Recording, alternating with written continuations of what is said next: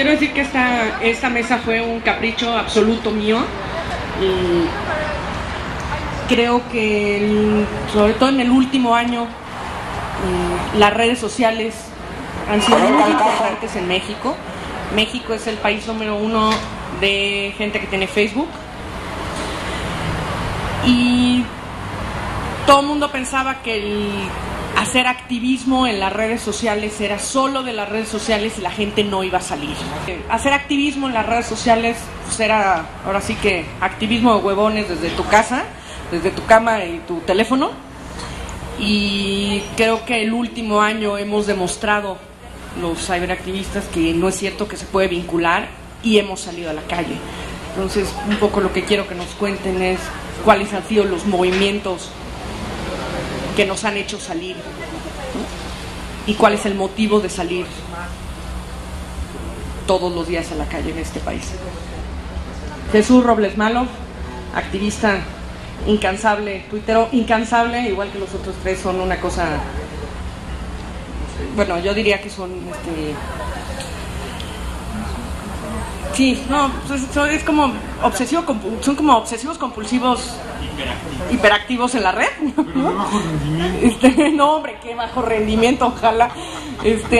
Yo diría que serían como cybermachacadores, ¿no? O sea, están todo el tiempo raca con los temas que hay que ver.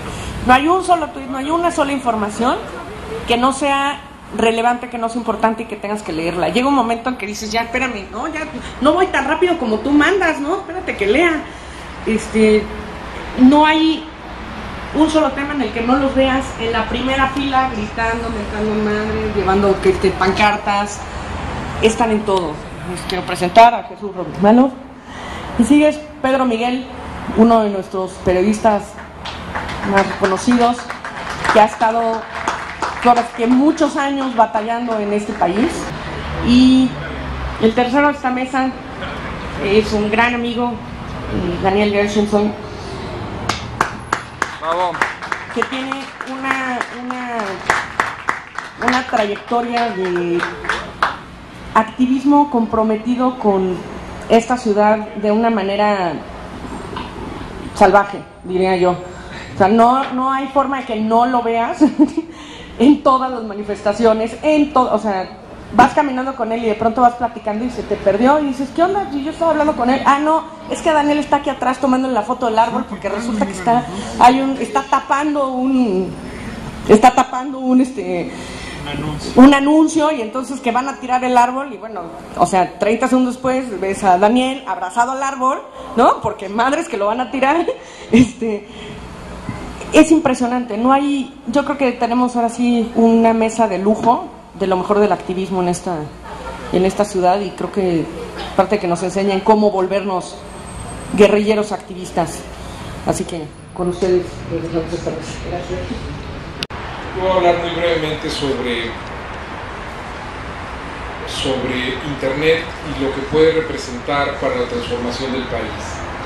Creo que estamos en un momento delicado en el país porque hay la posibilidad de una regresión autoritaria que no es una posibilidad que simple y sencillamente sea un escenario futuro, sino que ya hay muestras claras de que ha sentado en los últimos años su pie sobre libertades que pensábamos habíamos conquistado. También hay un problema con algunas visiones que románticamente consideraban que habíamos ganado algo para siempre. Ante un avance, vamos a decir, temporal sobre algunas libertades que se conquistaron, además hay que decirlo, con el trabajo de muchos años por movimientos sociales de larga data en México, se pensó que eran derechos ganados de una vez y para siempre. Lo cierto es que no es así. Lo cierto es que el día de hoy muchas de las libertades y los derechos fundamentales en nuestro país han sido no solo amenazados, sino restringidos, y cada vez más hay medidas que tienden a limitarlos, que tienden a vulnerarlos y que tienden a no solo a llevar este país a una situación de militarización profunda, sino también a la cancelación de libertades que no pensaríamos que este país pudiera verse canceladas, como la libertad de expresión, como la libertad de asociación en sus vertientes que tradicionalmente expresábamos sin ningún problema, como es la manifestación o la protesta social. Cada día vemos más periodistas asesinados en este país, llegándonos a convertir en los peores países, si no es que es el peor país del mundo para ejercer la profesión de periodista. Y qué decir de la profesión a la que yo me dedico, que es ser defensor de derechos humanos. En México, ser defensor de derechos humanos es casi dedicarse a una profesión a la cual es de alto riesgo, o de sentencia de muerte, como en el caso de cientos ya de mujeres y hombres que han muerto en este país defendiendo los derechos humanos. Dicho todo esto, con la conciencia clara que vivimos en un momento muy difícil para nuestro país, Internet se ha vuelto un espacio, si bien limitado, porque lo que voy a decir a continuación no quiero que parezca el Edén, no quiero que parezca tampoco como la posibilidad para cambiar radicalmente todo, pero sí es un espacio al menos de libertad junto con otros que se han ganado. Y aquí quiero ser muy claro, Internet tiene posibilidades, si bien actualmente limitadas, pero sí tiene posibilidades, y por lo mismo hay que defenderlo en consonancia o en sintonía con otros espacios, sin abandonar otros canales, sin abandonar otros medios, a lo cual siempre yo llamaré a esa tarea. Nunca sería también pueril o inocente pensar que a través de Internet vamos a modificar todo. Yo creo que Internet es una herramienta más, muy útil, no completa por sí sola, pero también muy útil. Y hace unos días en la Facultad de Ciencias Políticas y Sociales de la Universidad Nacional Autónoma de México iniciaba una conferencia que les causaba un poco de risa, pero a la vez preocupación a los alumnos. Y les decía, Internet en México, el uso de Internet, no el uso político, no estoy hablando del uso político ni el uso ideológico de Internet, el simple uso de Internet en México te puede llevar a la cárcel. El uso recreativo, el uso para compartir información, en México te lleva a la cárcel. Y les decía inmediatamente, pero afortunadamente también te puede sacar de ella. Y me voy a referir al caso de dos personas que en Veracruz usaron Internet para alertarse sobre los hechos de violencia en los que está sumido Veracruz, por el clima de ingobernabilidad en el que vive ese estado, sabemos, por una estrategia de combate al crimen organizado que fracasa, y además por una falta de gobernabilidad de su gobernador Javier Duarte. Estas dos personas el jueves 25 de agosto, a través de sus cuentas de redes sociales, informaron lo que se decía ya en las calles horas atrás, que había un eventual ataque a las escuelas del puerto de Veracruz por parte del crimen organizado. Lo hicieron 2 horas después de que en las calles se generalizara ese rumor. ¿Qué es lo que realmente sucedió el jueves 25 de agosto? El jueves 25 de agosto, a las 9 horas, se incendió un auto en las cercanías del sector Antón Lizardo, muy cerca de una escuela, y la ciudadanía consideró que era el inicio de un ataque anunciado por uno de los grupos criminales que se disputa en la ciudad. Días antes del jueves 25 de agosto, había un grupo criminal anunciado que iban a atacar las escuelas por cada una de las personas pertenecientes a este grupo militar que fuera un grupo criminal, que a veces es lo mismo, que fueran detenidas. Este tipo de rumor esparcido en un contexto como Veracruz es perfectamente creíble. Si en la ciudad esparciéramos un rumor quizá en esta ciudad o en una ciudad de otro país, de que van a atacar las escuelas, un grupo criminal, quizá no fuera creíble, o quizá fuera creíble en menor medida, pero en el puerto de Veracruz es perfectamente creíble. Así pues, un incendio quizá fortuito de un vehículo en las cercanías de una escuela detonó la histeria colectiva. Esto no tuvo nada que ver con internet.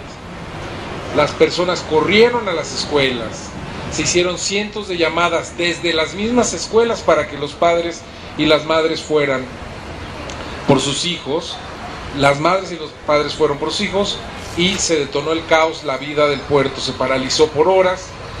A las 2 horas y media que, en efecto, estos tuiteros o personas que usan las redes sociales informaron de lo que sucedía, ya incluso el caos venía a menos. Pasado el momento más difícil, el gobierno se dio cuenta que había caído el mismo gobierno en esta situación caótica y decidió armar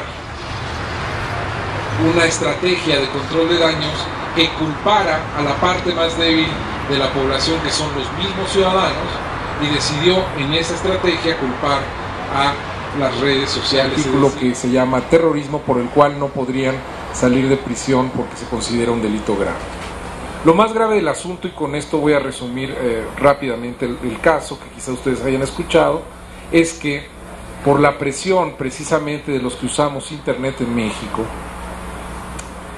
nos dimos cuenta que esto era una arbitrariedad. Primero, porque ellos no generaron el rumor, porque el rumor se generó en las calles, y culpar además a la ciudadanía de creerse un rumor era además de insensato, irresponsable, porque la Constitución dice que los gobiernos son los responsables de garantizar la seguridad pública, y que la ciudadanía crea un rumor es porque hay condiciones para creer ese rumor, y porque las autoridades no han cumplido con su función, sino todo lo contrario, han participado para que la seguridad en este país sea un fracaso. Dicho todo esto, además, los medios de comunicación han callado, algunos, otros han tenido que callar, porque tan solo en Veracruz este año han muerto 4 periodistas. Uno de estos periodistas fue asesinado junto con su esposa y su hijo, y el día de esta semana tan solo también se informó de la desaparición de otro periodista en ese estado. Es decir, hay un clima de desinformación generalizada, es decir, que nos impone a los ciudadanos una carga de veracidad en nuestras afirmaciones. De otra manera tendremos que corroborar fehacientemente que lo que sucede en la calle es cierto. Si no, pues no podremos decir nada. Es decir, tendremos miedo a decir se está quemando algo, o está sucediendo un robo, o están atacando tal lugar. Si no estamos plenamente seguros de que está sucediendo, es mejor no decirlo, pero no decirlo ni siquiera por redes sociales, sino no decirlo ni de persona a persona, no decirlo por llamadas, no decirlo ante un medio de comunicación, no escribirlo, y quizá no decirlo ni susurrarlo ni con señas con las manos, es decir, no decirlo por cualquier medio. Nos van a prohibir pensarlo. Va a llegar un momento en que nos van a prohibir pensar las cosas. Esto es un regreso, algunos dicen, a aquel delito de disolución social que el movimiento estudiantil del 68 logró, o estos movimientos de la década de los 60, 70 lograron eliminar. Pues con esto quisiera ir terminando diciendo pues que gracias a este movimiento que se creó en la opinión pública, estos 2 personas lograron salir, pero la siguiente lucha que tenemos que dar ahora es para que este delito se elimine, o por lo menos se declare la inconstitucionalidad por la Suprema Corte, para lo cual hay que presionar. Ya no tenemos la esperanza que la PGR lo haga, porque pues depende del gobierno federal, que no ha mostrado mucho interés por los derechos humanos, pero vamos a presionar a la Comisión Nacional de Derechos Humanos para que interponga la acción de inconstitucionalidad, y vamos a estar muy alerta porque los gobiernos, sobre todo de talante priista, en esa confianza que tienen de alguna vez regresar al poder, están buscando limitar la libertad de expresión. porque les duele que se diga la verdad, les duele que los ciudadanos hablen entre ellos en estos espacios de internet, les duele que los periodistas sean independientes, y yo creo que es nuestra tarea defender estas libertades conquistadas por generaciones anteriores. Finalmente, para concluir con algunos ejemplos de los que seguramente Daniel, seguramente ustedes podrán debatir en el momento que tenga la palabra, quiero decir que las redes sociales y en general Internet pueden servir como ayuda, pero debemos articularlas con otros y debemos saber en lo sucesivo articularnos con otros movimientos. Y para esto creo que hay que empujar para que el Internet sea cada vez más accesible a números mayores de población. Y dejo para una reflexión una propuesta que se está haciendo en México que se llama Internet para Todos. ¿Qué es Internet para Todos? México cuenta con la única red de su tipo en el mundo. ¿A qué me refiero? No hay ningún otro país en el mundo que tenga una red pública de electricidad única. Ningún otro país. Todos los países del mundo tienen empresas seccionadas, es decir, varias empresas que brindan electricidad. México tiene a la Comisión Federal de Electricidad, y antes del golpe que le dieron a Luz y Fuerza del Centro tenían estas dos empresas, pero constituye finalmente una única red.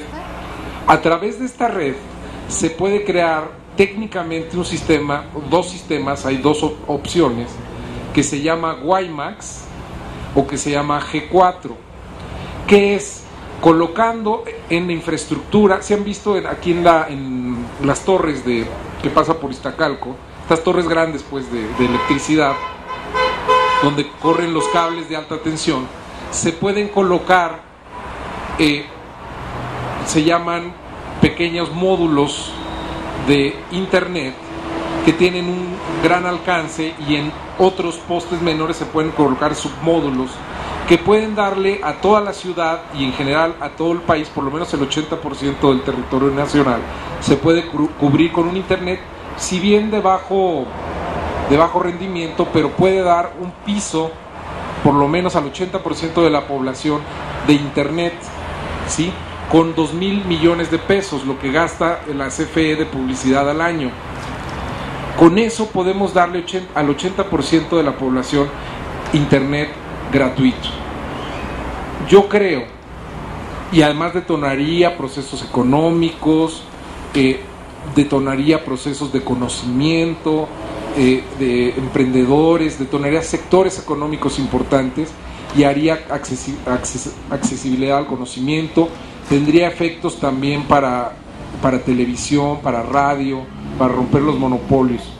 Creo que Pimienta, la discusión, agarro lo último que decías, de esta posibilidad del internet público a través del WiMAX en CFE. Yo diría, bueno, pero no olvidemos que una de las razones fundamentales al golpe a Luz y Fuerza es que el Sindicato Mexicano de Electricistas había propuesto una internet de servicio social menos avanzada tecnológicamente y mucho más simple, que era usar o bien la fibra óptica, la red de fibra óptica de Luz y Fuerza, o bien la simple electricidad que llega a las casas como portadora de señal de internet.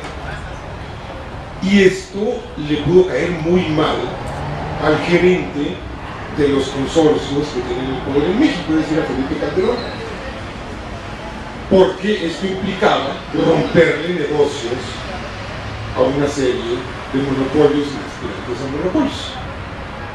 Y a mi modo de ver, esto fue uno de los detonantes de ese golpe que acaba de un plumazo con Luz y Fuerza y que afecta severamente al Sindicato Mexicano de Electricistas. ¿Por qué digo esto? Porque no basta, me parece a mí, con informar de cosas, sino además tenemos que tener claro el contexto, ¿no?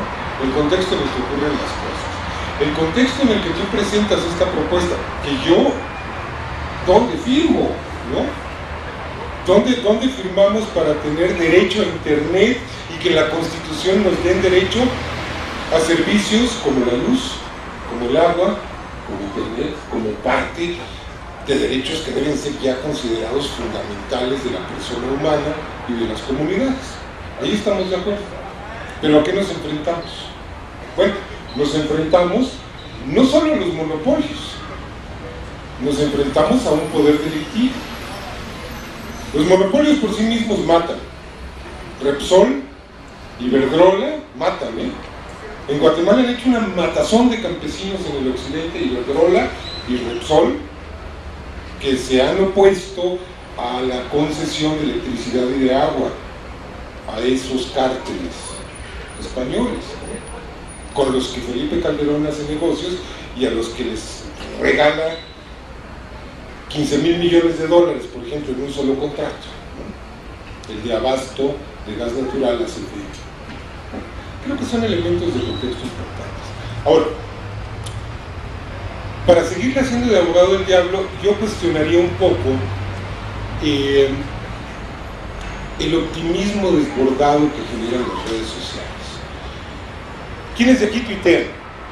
¿O son tuiteados o tuiteadas? Bien poquitos.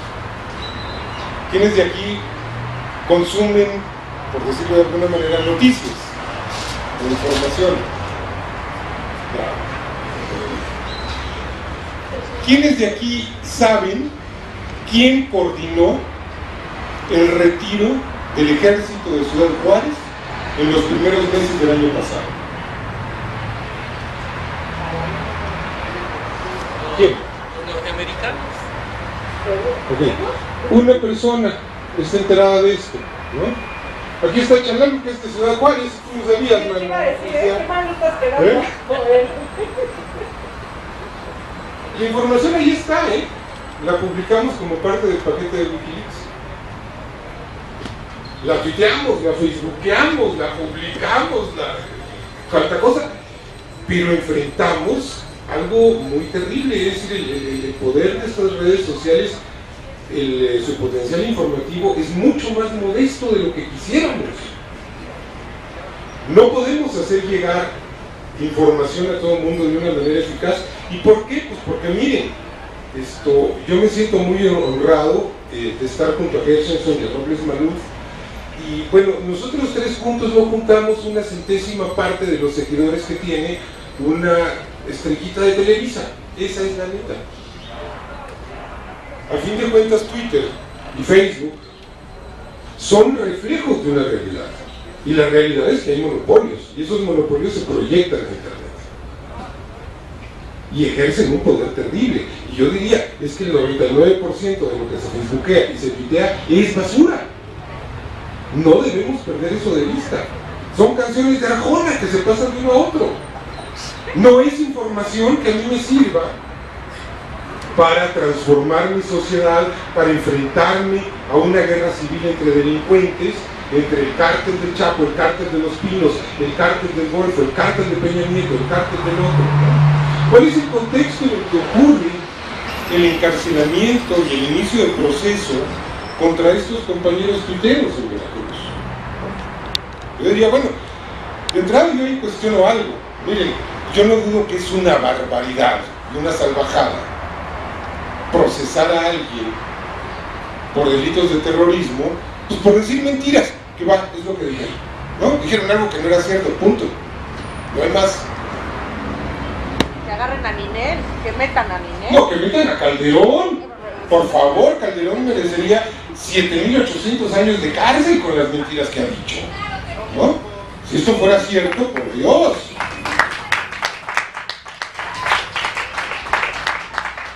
Estos dos compañeros no son nada frente al mentirosísimo ese, frente a Salinas, que era aquí mencionado como uno de los hombres más perversos de la historia contemporánea de México, si no es que el más perverso, ¿no? Ahora está tronando contra el neoliberalismo, el que nos enjaretó el neoliberalismo, ¿no? Échense ese trompo a la uña. Bueno, tampoco podemos perder de vista que estos compas dijeron una mentira, y una mentira es peligrosa.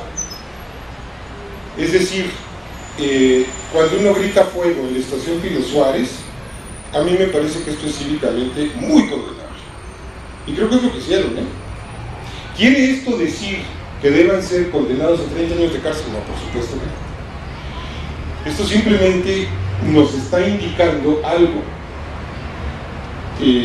Yo sí creo que tenemos una responsabilidad como ciudadanos de lo que decimos y lo que no decimos, y no podemos quitarnos de encima esa responsabilidad simplemente denunciando los excesos del poder, y yo no los pongo en duda. Me parece un exceso inadmisible, un acto de verdadero fascismo el haber encarcelado a estos cuates, pero tampoco quito el dedo del renglón de una cosa: cometemos muchas irresponsabilidades y muchas barbaridades, todos, en Twitter, todos, a todos se nos van las patas, todos decimos unas cosas, retuiteamos unos asuntos que luego decimos, híjole, pero ¿cómo hice esto? ¿A quién le pido perdón? ¿Dónde borro? Ya no hay manera de borrar. Y esto ocurre porque a veces confundimos, es decir, estos compañeros no son periodistas, no tienen el hábito de verificar su información, pero confundimos el ejercicio periodístico con el informar en Twitter o con el mal informar en Twitter. Esto no quiere decir que en los periódicos y en los noticieros no se digan mentiras, pues por supuesto que se dicen, y muchas, por mala fe o por torpeza o por descuido, se cuentan muchas mentiras. Generalmente por mala fe. Yo creo que la mayoría de los medios opera como un aparato propagandístico al servicio del régimen.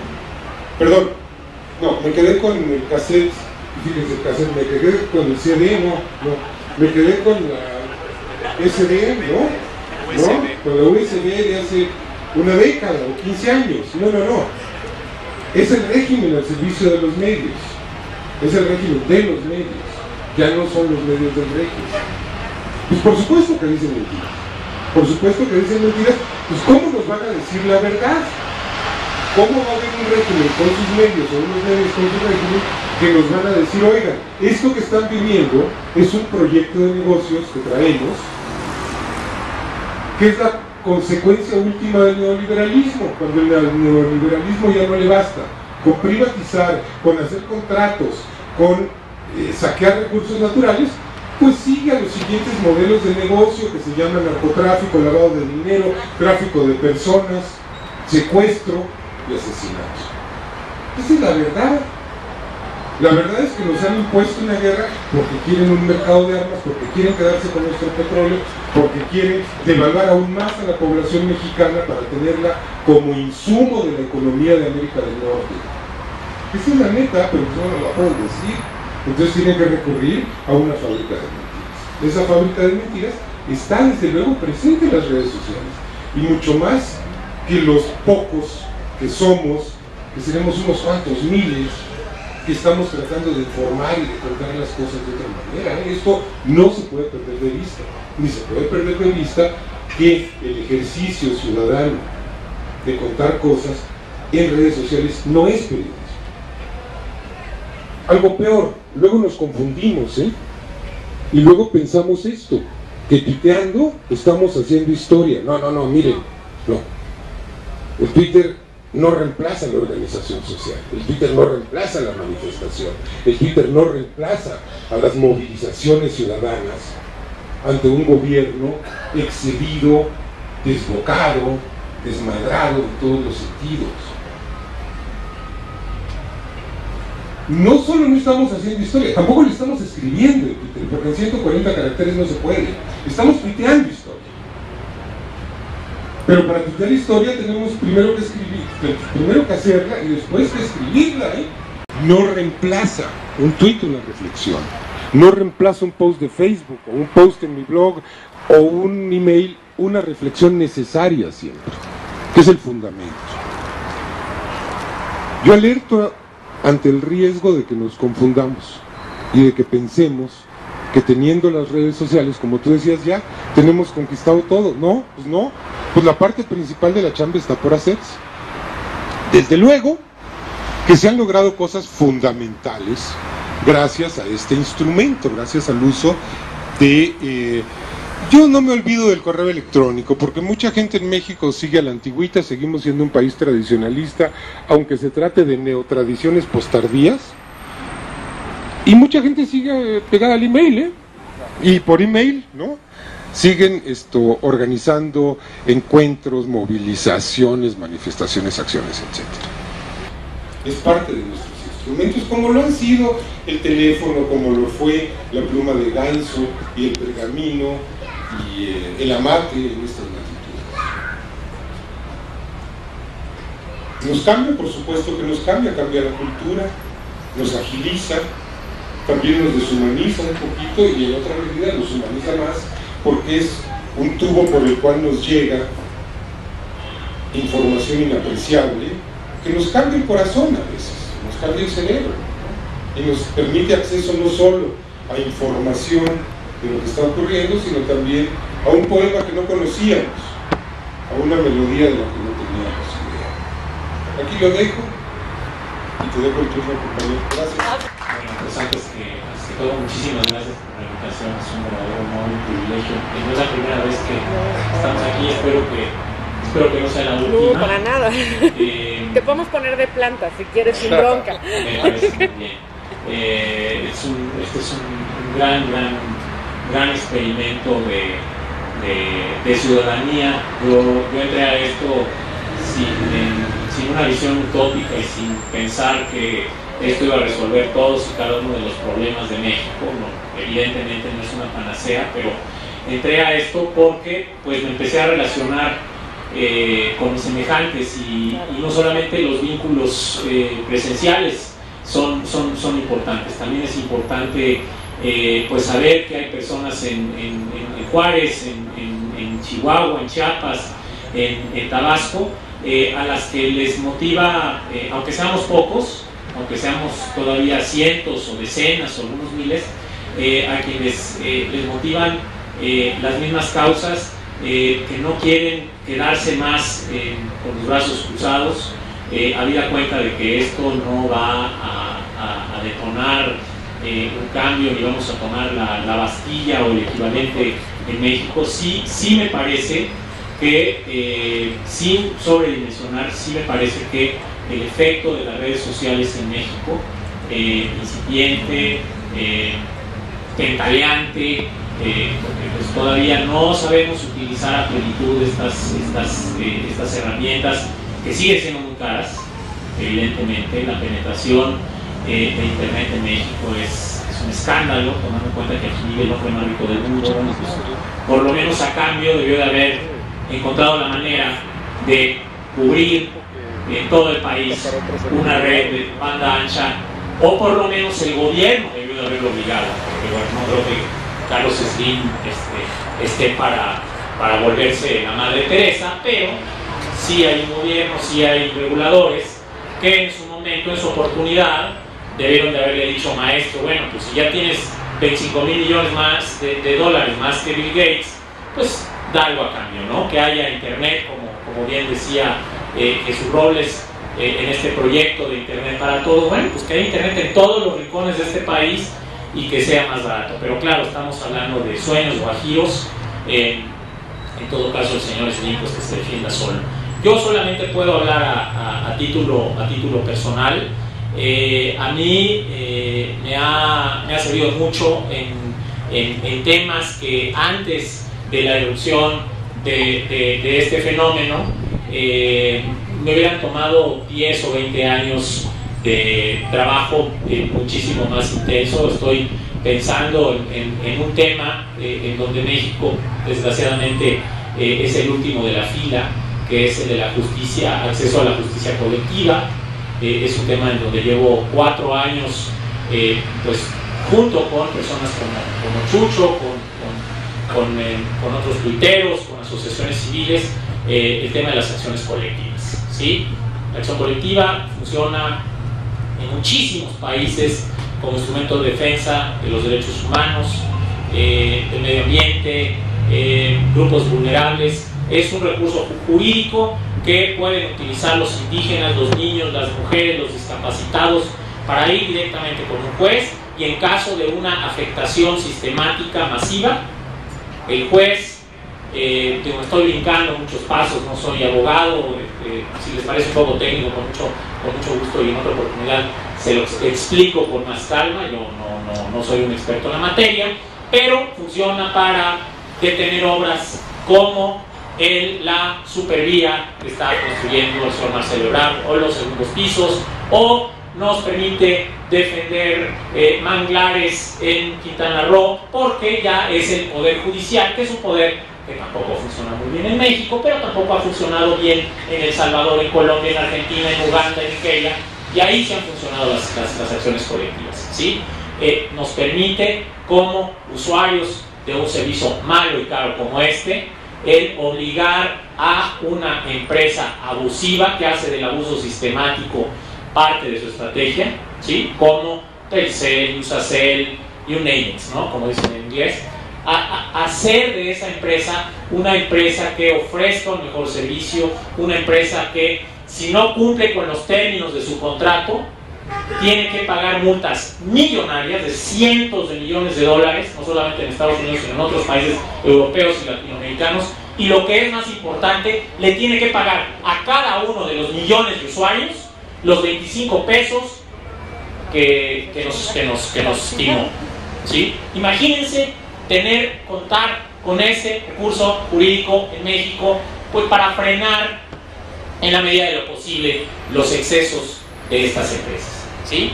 De Movistar, de Telcel, todo el mundo las conoce. Vivimos en la más absoluta indefensión, y sin las redes sociales, eso va de un lado, no crean que nada más me estoy terapeando con ustedes, aunque también lo estoy haciendo. Sin las redes sociales, sin la posibilidad de interactuar con personas en las mismas circunstancias que uno, vía el teléfono inteligente o la computadora, esto de plano no hubiera avanzado. Quiero decirles que después de muchos esfuerzos, muchos trompicones, ya hay acciones colectivas, lo que les estoy describiendo en México, muy limitadas, muy chimuelas, porque bueno, es una historia, tendría que ser una historia de horror, es como una historia gótica, y alguna vez la estaremos presentando aquí mismo en Reforma después de que se escriba. Pero ya existe, y sin las redes sociales, estoy absolutamente convencido, esto no se hubiera logrado, ¿sí? ¿Por qué? Porque muchos de los tomadores y tomadoras de decisiones también quieren participar en las redes sociales, y tienen cuentas, y sintieron la presión, y armamos coaliciones, cartas, peticiones, fuimos a la Cámara de Senadores. Pedro tiene absolutamente toda la razón, no lo podemos hacer únicamente desde la comodidad de nuestros escritorios y desde nuestras laptops. Tenemos que salir a la calle, tenemos que cabildear, tenemos que abordar físicamente a los diputados, a los senadores, tenemos que hacer ruido. Pero esta sí ha sido una muy buena estrategia, una muy buena herramienta para armar estrategias compensatorias, ¿no? Y el caso de las acciones colectivas para mí es un caso emblemático. Nadie sabía ni con qué se comían. La primera vez que llevamos el tema pues en la Edad de Piedra, ya por el año 2006, se reían de nosotros. Fuimos a la universidad, fuimos al TEC, fuimos a la Universidad Panamericana, quisimos hacer un evento académico y tardamos mucho tiempo, y lo que tenemos es, digamos que es demasiado poco, pero sí nos parece que es un avance. Yo le apuesto a eso, a que se vaya consolidando esta masa crítica, sin entrar en temas de que si esto va a resolver de tajo todos los problemas de México. Y me quiero remitir a un caso emblemático del que también platicamos alguna vez aquí, ¿sí? Que es el de la guardería ABC, que hubiera sido un tema que se hubiera perdido el 6 o el 7 o el 8 de junio o una semana después del 5 de junio del año 2009, si no hubiéramos estado muchas personas en redes sociales y fuera de redes sociales. Pero estamos hablando de las redes sociales, entonces bueno, pues tengo que defender esto en este contexto. Si no hubiera sido porque se machacó el tema, se organizaron vigilias, se organizaron marchas, se retuitearon los tweets de varios de los papás que tienen cuentas, que quieren justicia, que le reclamaron de frente a Felipe Calderón, que subieron videos por YouTube, que han sabido sortear este cerco informativo y también, por qué no decirlo, de los medios, combinando medios que también fueron susceptibles, fueron sensibles. Y bueno, pues la causa de los papás de la guardería, a diferencia de este otro tema de las acciones colectivas, que es algo que parece como suajili, ¿no?, que realmente no sabemos bien cómo van a funcionar hasta que las empecemos a utilizar y estas empresas pues se vean limitadas, como sucede en otros países, o bien los gobiernos, una acción colectiva en contra de Pemex, ¿sí?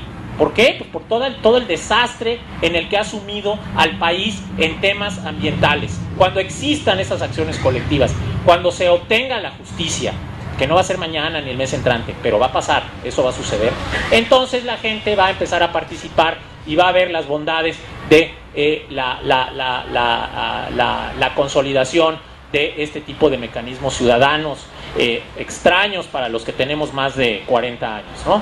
No les voy a decir cuántos más, pero bueno, estoy bastante rucailo.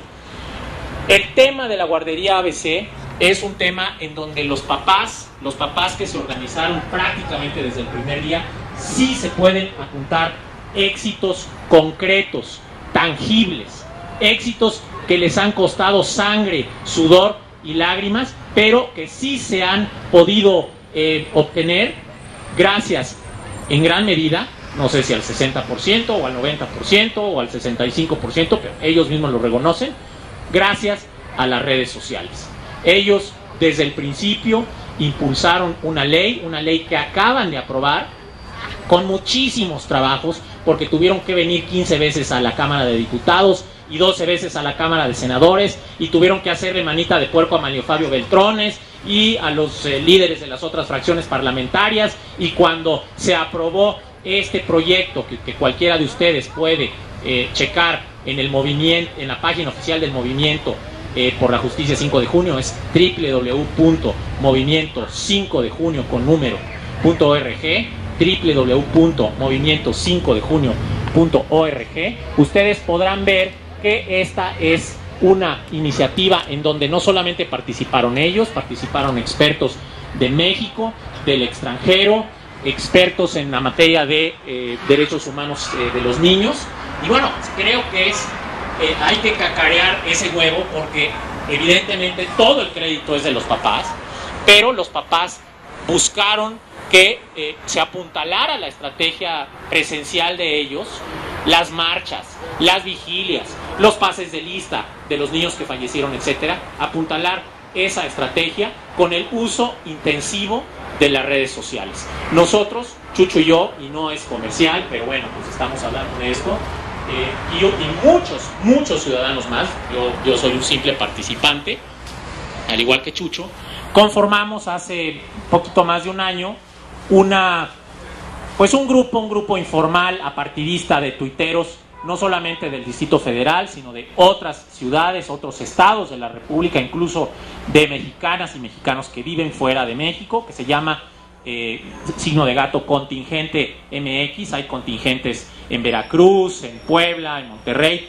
y no son 300,000 personas, son 3, 4, 5 gentes muy comprometidas que quieren apoyar este tipo de temas, que están siempre viendo cómo podemos darle lata al gobernador de Veracruz, a el gobierno del Distrito Federal, y en donde también creo que ha habido algunos aciertos. Y fue gracias a esta articulación con grupos informales, digamos, como los contingentes, que estuvieron mandando tweets a las cuentas de los diputados, de los senadores, mandando correos electrónicos también a las cuentas, que es una estrategia pues como muy gringa, ¿no? En Estados Unidos, donde sea reelección, sí, pero ese es otro tema, no voy a meter a esa camisa de 11 varas, pues ahí sí hay miles y miles de personas que en su momento, en su oportunidad, si tienen algún problema con el representante, el congresista de tal distrito, envían, No te me emociones.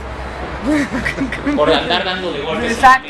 Ya parezco Calderón Ahí está. cuando habló con Javier Sicilia No te compares. No te compares, no. Pero no te metas esos autobuses. O sea, no, en camisa de 11 varas, de cabeza vas, güey. Me refería nada más a las palmadas en la mesa. Siempre dentro de un ámbito de respeto, porque no se trata de hacer un show, no se trata de hacer un reality show de lo que están sufriendo los papás, pero funcionó el que gente del contingente MX, del que formamos parte Chucho y su servidor, hayamos ingresado a esa reunión de la comisión en la Cámara de Diputados, hayamos informado en tiempo real lo que estaba diciendo esta mujer y otros dos papás que se pronunciaron a favor de la ley, y que esté este testimonio desgarrador en YouTube, y de alguna manera pues esto sigue avanzando y va a avanzar más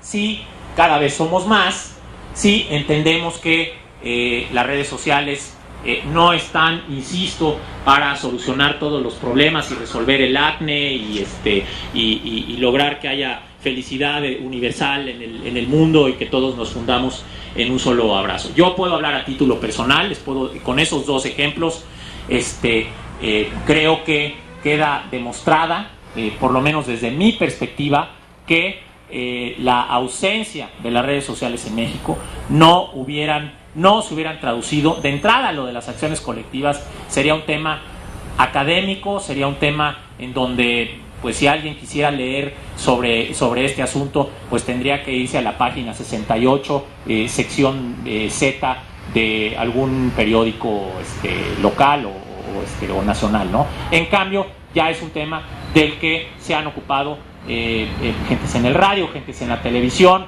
Tenemos que seguir empujando para perfeccionar este instrumento, y en el caso de la guardería ABC, pues los papás saben que no están solos, no es nada más una fórmula retórica, y bueno, ya se obtuvo un resultado que muy pronto también se va a traducir en la edificación en el lugar del incendio de un memorial, ¿sí?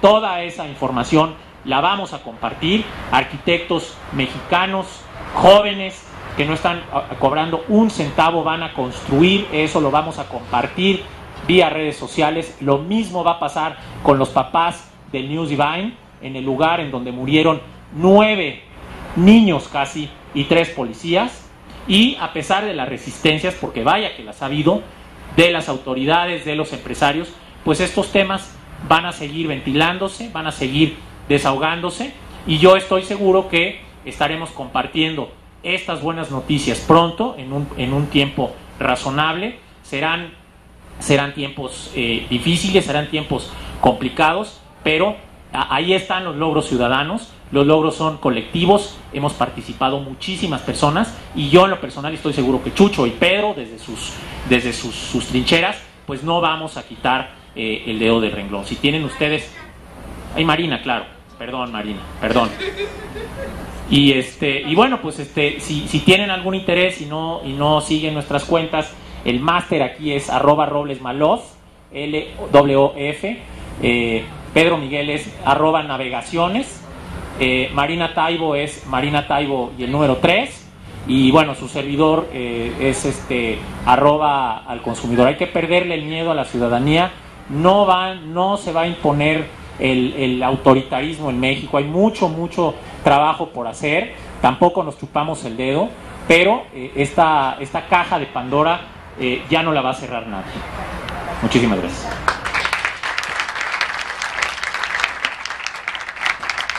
Yo quisiera contar cómo entré yo como usuaria a las redes sociales, y en el momento en el que se fundó la Brigada para Leer en Libertad hace año y medio, y pues, no tenemos un centavo para darnos a promover. Entonces, pues la mejor manera era entrar a las redes sociales para que nos conocieran, para que vinieran los tianguis, conocieran nuestro trabajo. Y hubo 2 eventos que me sorprendieron mucho, en los que dije, ay güey, esto está cambiando, es muy importante y tenemos que estar atentos. Uno fue el terremoto de Chile.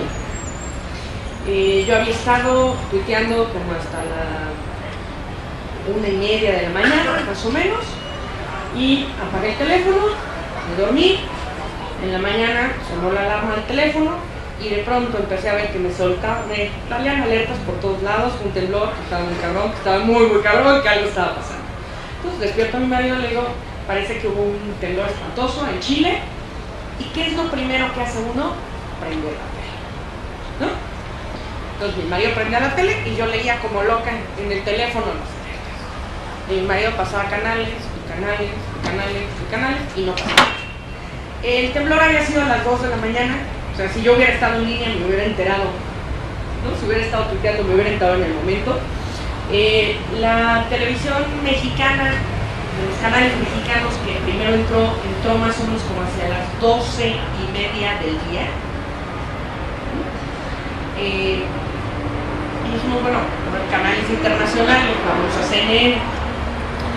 En CNN lo único que había era a un cuate leyendo una televisión todos los twitters de los ciudadanos chilenos que estaban contando qué estaba pasando.